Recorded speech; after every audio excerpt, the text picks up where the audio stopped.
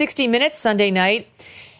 We talked about this last week, how they were out there asking us to feel sorry for them, that their executive producer quit, saying, I feel like we're getting corporate interference from above now. I'm not going to be able to produce with total independence.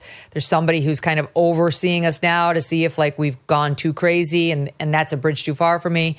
Meanwhile, we showed the audience all the examples, not all, just some of the examples of how biased they've been against Trump and Republicans and in favor of Dems. It's just been egregious. So whatever oversight they're now getting has their work cut out for them and is already failing, because this hit piece they did on Trump on Sunday night was a joke, Stu. It was all about Trump's lawfare against the law firms and how now he's issued executive orders against certain law firms for hiring people Trump can't stand, or who in the past hired them, saying, I'm not sure that's a law firm we want to do business with as the federal government. I'm not sure that we trust the law firm that would hire this Marc Elias.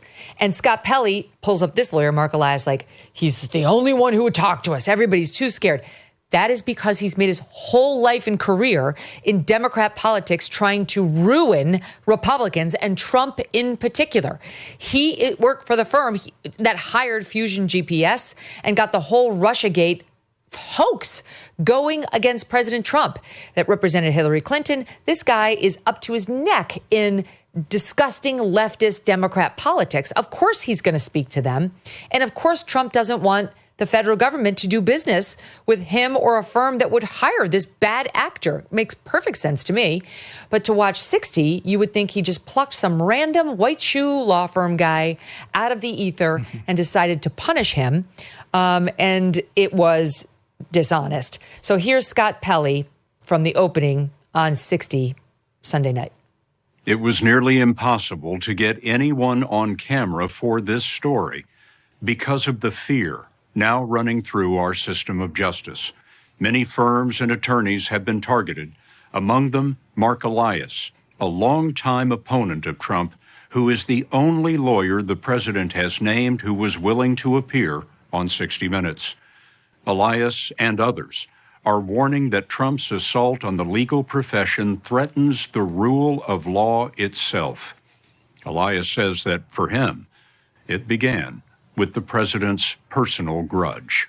Donald Trump hates me because I fight hard and I fight for free and fair elections. I insist on fighting for democracy in court, fighting for voting rights in court, and insist on telling the truth about what the outcome of the 2020 election was. Okay. So they treat what Marc Elias did to Trump in a passing reference.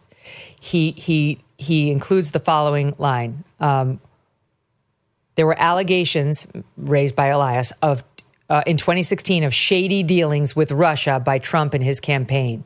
He's right that the FBI could not corroborate what was described as rumor. At least one allegation was promoted to the media by Clinton campaign representatives when Marc Elias was general counsel.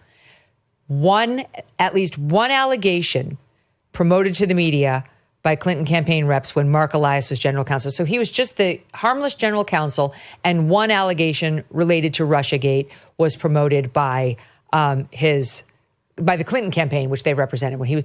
That is absolute. They did not mention the fact that he was an architect of the whole Russian collusion hoax back in 2016. He was at Perkins Coie law firm, which hired Fusion GPS, the Oppo research firm, on behalf of Hillary Clinton's campaign and the DNC to prepare the fraudulent Russian dossier, which fueled the FBI investigation, wound up being the basis indirectly for the FISA warrants. They got to spy on the Team Trump for this hoax. He runs this thing called Democracy Docket, which sues on behalf of Democrats, claims to be defending democracy. They left out the fact that he was sanctioned by the U.S. Court of Appeals for the Fifth Circuit for unethical conduct just a couple of years ago in 2021. They added in 4 total lawyers, all bashed Trump. Not one defended him. There was no Trump defender featured at all on 60. And this is the new 60 that's got the corporate overseer to make sure they're fair to Trump. It's a fail. Yes, a massive, massive failure. I can't even remember the last time I saw a segment on 60 Minutes that kind of came off as balanced and fair. I mean, I would love them to exist in that world. I think we really do have a need for a show like 60 Minutes in its actual, in the theoretical form, I suppose, that it has been proposed over the years. Fair journalists, people, maybe spending high amounts of resources to go after stories that people aren't watching that closely. That would be a great thing for this country if it existed. It does not. You mentioned Steve Krakauer earlier. He wrote a great book, and he talked about this type of thing where, like, I, as a conservative, am often at odds with the media, but I'm rooting for it in a way. I want it would be helpful to our country if we had a media that didn't have to be constantly berated and mocked for their incompetence. I would love that world. You just see here that it doesn't exist. I mean, Marc Elias, you go back just on the Trump stuff, but I mean, he's been a Democratic operative for as long as I can remember being interested in politics. This guy has been around forever. And yeah, Trump probably does hate his guts for good reason. He tried to destroy his presidency. He tried to destroy his life. He lied, in my opinion, constantly about accusations against Donald Trump, and he's done it against tons of other conservatives he doesn't like as well. This is not a guy who's down the middle, a guy who is, someone you can go to with like, hey, give us your honest, unbiased opinion against Donald Trump. That's not who he is. They can say they couldn't get anybody on the air. I don't believe that. This is 60 Minutes. I think they can get at least they used to be able to get anybody on the air they wanted. I don't believe that people are that afraid. I see them all the time, Megyn. We have no shortage of clips to run of people saying incredibly insane things against Donald Trump all the time. In the media, in politics, journalists, artists. Look at the Met Gala. Everyone seems to be prancing about with their opinions about how much they hate Donald Trump. These people are not hard to find. If these intimidations were real, then I think we'd have a totally different world. You don't see a Met Gala happening in downtown Pyongyang. They don't. There's no one to come up against Kim Jong-un and say those things. Mm-hmm. That is not the society we live in. It seems to be, in my view, rewarded to go out there and say negative things about Donald Trump. And by the way, even if you're going to have 4 or 5 people on there criticizing Trump, Scott Pelley well knows that there is a journalistic obligation to feature someone there defending him. It's not hard to find somebody who will defend the president. They didn't try. They have no interest in doing it. Honestly, it's just so insane. The executive producer quit after doing piece after piece bashing Trump. And Sherry Redstone's trying to sell her company, Paramount, to Skydance. And she needs government approval for this. Paramount owns CBS. So she put in this sort of overseer of 60 to make sure they didn't get too crazy. And that, I don't know what it could mean if it's not, please stop unnecessarily and fakely bashing President Trump in an unfair way because it's causing me trouble.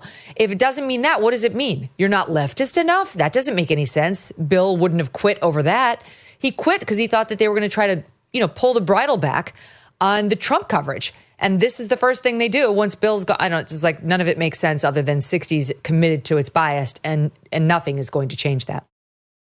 This July, there is a global summit of BRICS nations in Rio de Janeiro. The bloc of emerging superpowers, including China, Russia, India, and Iran, are meeting with the goal of displacing the U.S. dollar as the global currency. They're calling this the Rio Reset as BRICS nations push forward with their plans. Some worry global demand for U.S. dollars will decrease, bringing down the value of the dollars in your savings. While this transition won't happen overnight, the Rio Reset could mark a pivotal moment. So learn if diversifying your savings into gold is right for you. Birch Gold Group can help you move your hard-earned savings into a tax-sheltered IRA in precious metals. Claim your free info kit on gold by texting MK to the number 989898. With an A-plus rating with the Better Business Bureau and tens of thousands of happy customers, let Birch Gold arm you with a free, no-obligation info kit on owning gold before July and the Rio Reset.